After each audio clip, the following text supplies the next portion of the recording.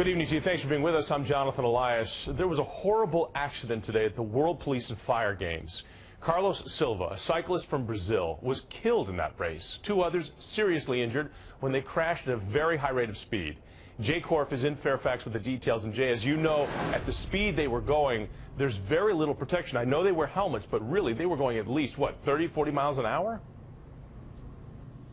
Actually, Jonathan, I spoke with a cyclist tonight who was competing in that very race. He was ahead of the group of riders who crashed.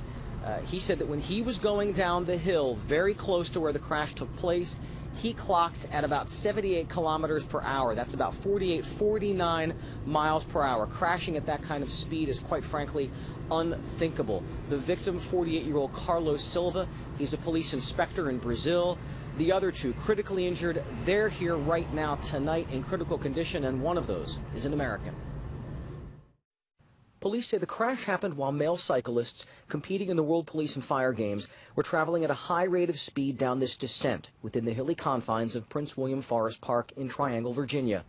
Police say a rider's tire blew, causing that rider to lose control of his bike, leading to a chain reaction crash involving other competitors.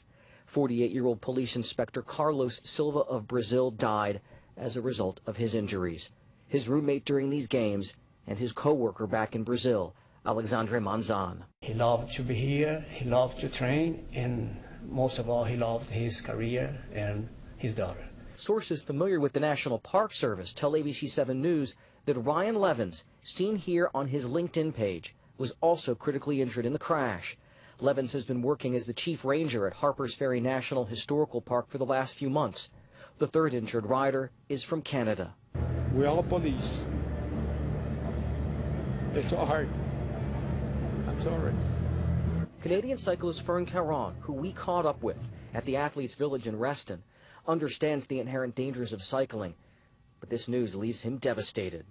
When it's one of your confrères, it's hard.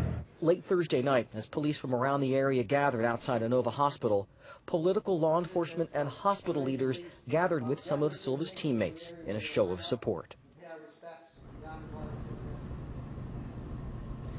Law enforcement officials here in Fairfax County are in the process of trying to organize a local memorial service in honor of Inspector Silva. As far as the World Police and Fire Games, the organizers of this event, which is huge and very popular here in the area, say these games will go on, but certainly everyone in mourning at this hour. Back to you, Jonathan. It is very